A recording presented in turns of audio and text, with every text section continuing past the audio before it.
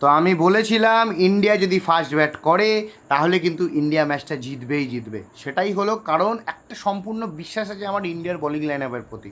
ইন্ডিয়ার bowling line up যে টিমই run করুক সেটাকে ডিফেন্ড করবেই করবে। কারণ যে টিমে বুমরা আছে, হরদীপ সিং আছে, কুলদীপ যাদব আছে, সেই টিমে তোমাকে হারাবে কে?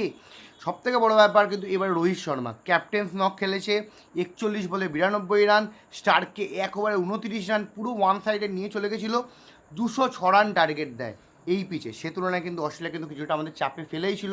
যেখানে হেড আছে সেখানে তো একটু মাথা ব্যথা করাবেই।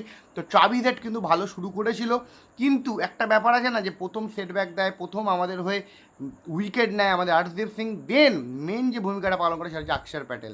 অনবদ্য একটা ক্যাচ, তার উপর অনবদ্য বল এবং কুলদীপ যাদবের অনবদ্য পারফরমেন্স।